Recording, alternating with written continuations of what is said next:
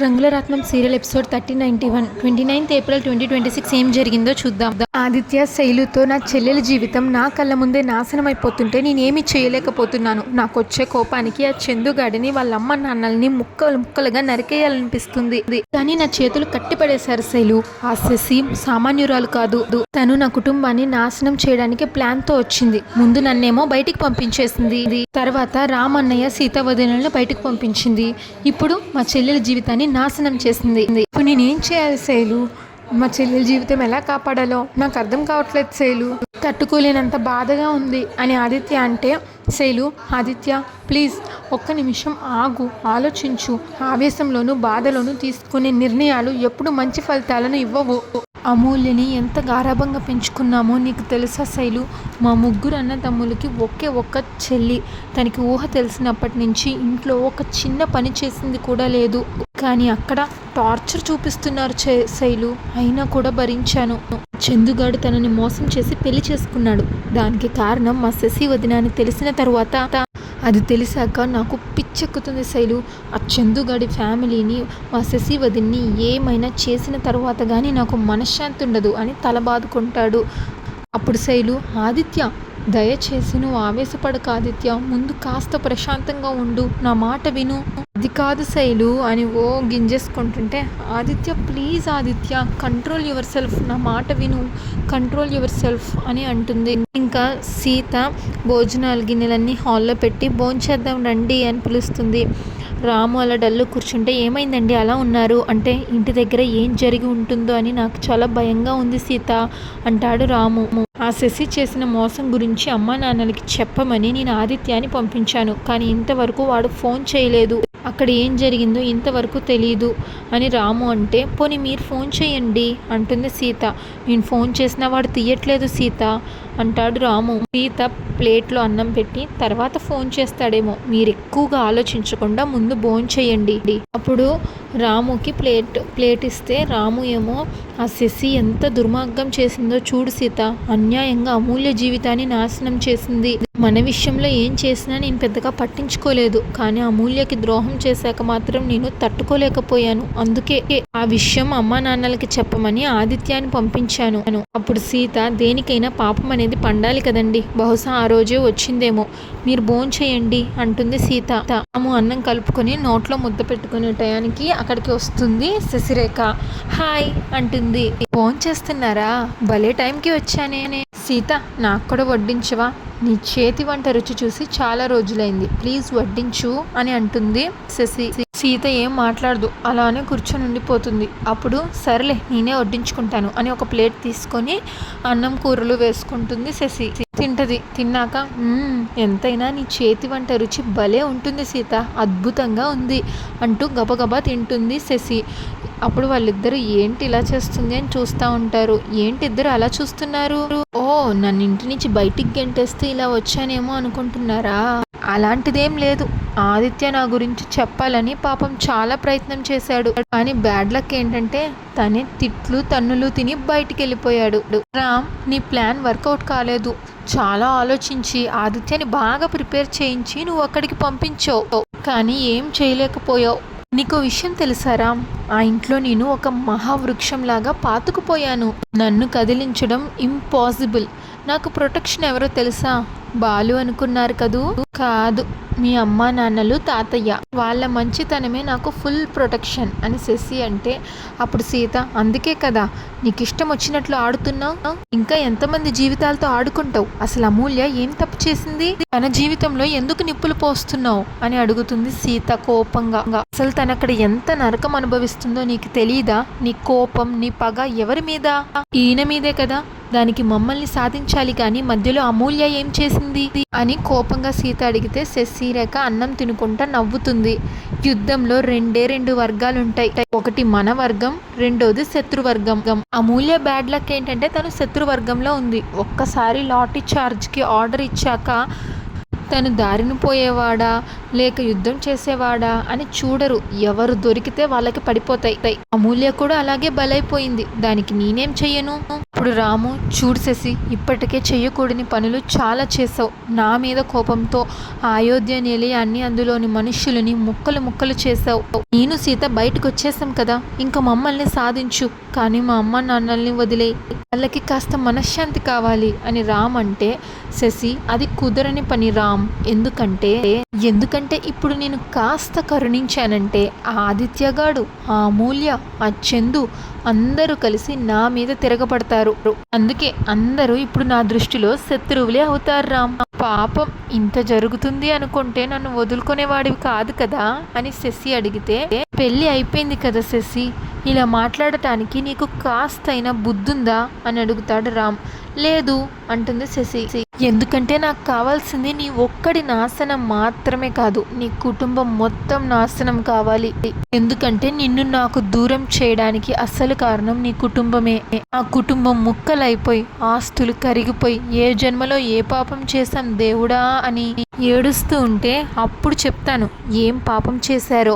అప్పటిదాకా నీకు, నీ కుటుంబానికి ఈ దిగులు తప్పదు అని అంటుంది శశి. గబగబా అన్నం తినేసి, పప్పు చాలా బాగుంది, ఓకే బాయ్ అని చేయి కడుక్కొని వెళ్ళిపోతుంది.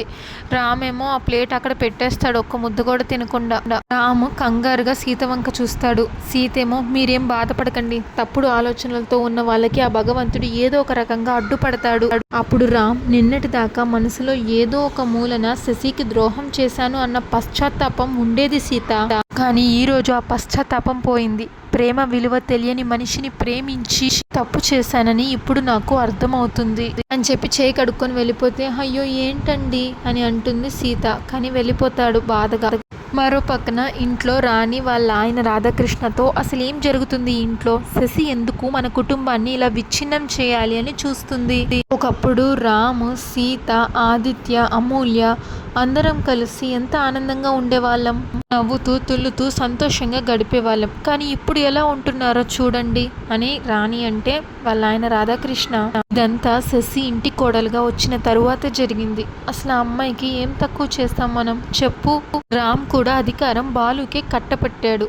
అలాంటప్పుడు అందరి మీద ఎందుకు పగ పంచుకుందో అర్థం కావట్లేదు. ఆదిత్య ఈ గొడవల్లో నలిగిపోతున్నాడు.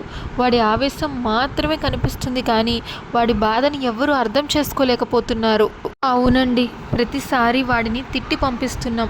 వాడు మనకి మంచి చేయాలి అని చూసినా వాడిని మాత్రం మనం ప్రతిసారి అవమానిస్తూనే ఉన్నాం. ఇప్పుడు వాడు ఎక్కడున్నాడో ఎలా ఉన్నాడో అంటూ రాణి ఏడుస్తుంది. మరో పక్కన ఆదిత్యనేమో గుడి బయట కూర్చొని ఉంటాడు మెట్ల మీద. రాత్రి వేళ అలా గుడి బయట కూర్చొని ఆలోచిస్తూ ఉంటాడు. వాళ్ళ అమ్మ కొట్టినవన్నీ గుర్తు చేసుకుంటూ ఉంటాడు, పగలు జరిగినవన్నీ. ఇంకా కుటుంబంలో అందరూ ఎవరింట్లో వాళ్ళు దిగులుగా ఉంటారు. రాణి, రాధాకృష్ణ, రాము, సీత, అలాగే ఆదిత్య అందరూ దిగులుగా కూర్చొని ఉంటారు. అమూల్య అందరూ. ఆదిత్య వాళ్ళమ్మకి ఫోన్ చేస్తాడు. ఆదిత్య ఎలా ఉన్నావురా, అన్నం తిన్నావా అని రాణి అడుగుతుంది. నా మీద కోపం తగ్గిందా అమ్మా అని అడిగితే, కోపం నాకు ఎవ్వరి మీద లేదురా, బాధగా ఉంది. బంగారం లాంటి కుటుంబంలో ఈ గొడవలు కొట్లాటలు చూసి తట్టుకోలేకపోతున్నాను రా. ఇప్పుడు ఆదిత్య, అమ్మ నా గురించి నీకు తెలుసు కదమ్మా, శశి వదిన చెప్పినట్లు తప్పుడు ఉద్దేశంతో నేను చేయి పట్టుకోలేదమ్మా అంటాడు. కానీ తను ఒట్టేసి చెప్తుంది. ఏది నమ్మాలిరా అంటుంది రాణి. అమ్మ, నేను తన్ని లాక్కొని వెళ్ళడం నిజమమ్మా, కానీ దానికి అసలు కారణం వేరే ఉంది. ఆ కారణాన్ని దాయటం కోసమే నేను తన చేయి పట్టుకున్నాను అని హైలైట్ చేసిందమ్మా. ఇప్పుడు రాణి, ఆదిత్య నీ గురించి నాకు బాగా తెలుసురా, నువ్వే తప్పు చెయ్యవు, కానీ నీ ఆవేశం ఎన్ని అనర్థాలకు దారితీస్తుందో నీకు తెలియటం లేదురా. నువ్వు ఆఫీస్లో అందరి ముందు శశి వదిన చేయి పట్టుకుని లాక్కొని పోయావు. అందరికీ అదే కనిపిస్తుంది. నీ ఉద్దేశం ఏంటి అనేది ఎవరు చూడర్రా. నువ్వు చేసేది తప్పు అనేది మాత్రమే కంటికి కనిపిస్తుంది. వదిన అంటే కన్న తల్లితో సమానం అంటారు. అలాంటి వదిన చేయి పట్టుకొని నువ్వు లాక్కొని వెళ్తుంటే చూసేవాళ్ళు ఏమనుకుంటారు ఒక్కసారి ఆలోచించు. బాలు స్థానంలో నువ్వే ఉండుంటే ఏం చేసేవాడివి, నువ్వే చెప్పు అని అంటుంది రాణి. అప్పుడు ఆదిత్య, నిజమే అమ్మా, నేను కోపం తట్టుకోలేక అలాగ చేశాను.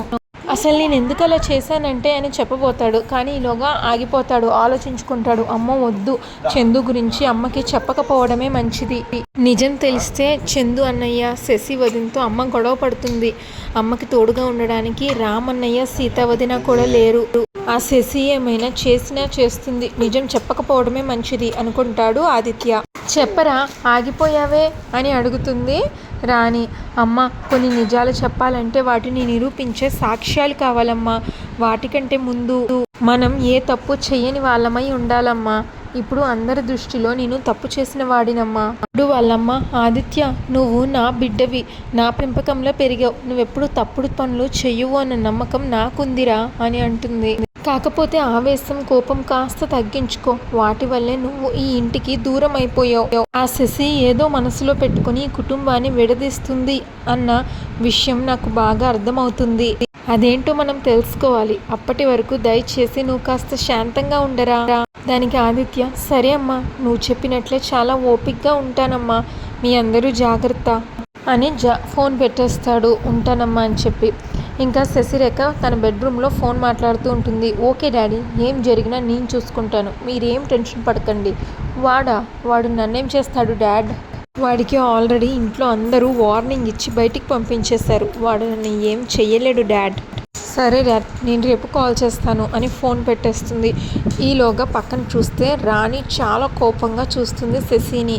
అది గమనించిన శశి, ఏంటత్తయ్య, మీరు ఇంకా పడుకోలేదా? అయినా ఎలా పడుకుంటారులేండి, ఆదిత్య చేసిన పనికి మీరు కుమిలిపోతున్నారు కదూ.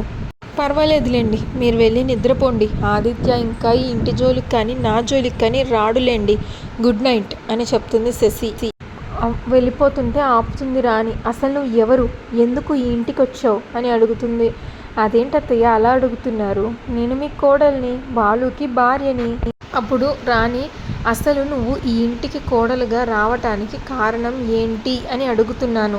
నిన్నటిదాకా నాకు తెలిసింది ఒక్కటే, నువ్వు బాలుని ప్రేమించి పెళ్లి చేసుకొని వచ్చావు అని. కానీ నీ ప్రవర్తన, నువ్వు చేస్తున్న పనులు చూస్తుంటే నాకెందుకు అనుమానంగా ఉంది. నువ్వు ప్రేమించి పెళ్లి చేసుకొని రాలేదు, ఏదో పగతో ప్రేమని అడ్డం పెట్టుకుని వచ్చావు అనిపిస్తుంది. నువ్వు కావాలని నా కుటుంబాన్ని ముక్కలు చేసావు, ఒక్కొక్కరిగా ఈ ఇంటి నుంచి బయటికి పంపిస్తున్నావు కదూ. చెప్పు అని అడుగుతుంది రాణి. అప్పుడు శశి నవ్వి, అత్తయ్య, మీరు చాలా తెలివిగల వాళ్ళత్తయ్య. ఎవరి మనసులో ఏముందో, ఏ పని ఎప్పుడు ఎందుకు చేస్తారో మీకు బాగా తెలుసు. మీరు ఊహించింది నిజమో కాదో మీరు అడగాల్సింది నన్ను కాదత్తయ్య, మీ కొడుకు కాని కొడుకున్నాడే ఆ శ్రీరామ్, అతన్ని అడగండి. అంటే రాముని అడగాల, వాడికి నీకు సంబంధం ఏంటి అని అడుగుతుంది రాణి. వాడెందుకు చెప్తాడు అంటే, ఎందుకో రామ్ మాత్రమే చెప్పగలడు అత్తయ్య. ఈ ప్రపంచంలో ఎవ్వరూ క్రిమినల్స్ కాదు. ఏ కారణం లేకుండా ఎవ్వరూ కానీ ఎవ్వరికి ద్రోహం చెయ్యరు. ఆ కారణం ఏంటో తెలియాలి అంటే అసలు ప్రాబ్లం ఎవరితో మొదలవుతుందో వాళ్ళని అడగండి, అప్పుడే మీకు సరైన సమాధానం దొరుకుతుంది అని అంటే రాణి, రాము ఎలాంటి తప్పుడు చెయ్యడు, అనవసరంగా వాడిపైన నిందలు వేస్తున్నావు శశి అని అంటుంది రాణి. ఇప్పుడు శశి, నేనేమీ నిందలు వేయడం లేదత్తయ్య, నిజాలు తెలుసుకోమని చెప్తున్నాను, ట్రై చేయండి అని అక్కడి నుంచి వెళ్ళిపోతుంది. ఇంకా రాము ఇంట్లోకి వచ్చి సీతను చూస్తాడు.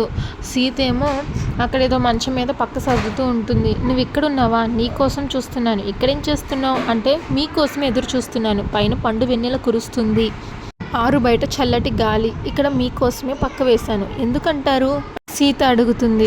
నా కోసమే అని నాకు తెలుసులే అని సిగ్గుపడతాడు రామ్. అప్పుడు ఆగండి, నేను చెప్పేది ఈ గోరింటాకు అంటే ఏంటిది అని అడుగుతాడు రామ్. ఈ పండు వెన్నెల్లో ఆరు బయట కూర్చొని భర్త చేత గోరింటాకు పెట్టించుకుంటే ఆ ఆనందమే వేర్లే అంటే, ఇదేం ఆనందం సీత, అంతకంటే ఆనందమైన విషయం నేను నీకేంటో చెప్పనా అని రామ్ అంటే, ముందు మీరు గోరింటాకు పెట్టండి అని చెప్పి చేయి చూపిస్తుంది సీత. రామ్ ఏమో గోరింటాకు పెడతాడు. అంతటితో ఎపిసోడ్ పూర్తవుతుంది. రంగుల రత్నం సీరియల్ రెగ్యులర్ ఎపిసోడ్ కోసం మా ఛానల్ని సబ్స్క్రైబ్ చేసుకోండి. ఈ ఎపిసోడ్ పైన మీ అభిప్రాయాన్ని తప్పకుండా కామెంట్ చేయండి. Thanks for watching.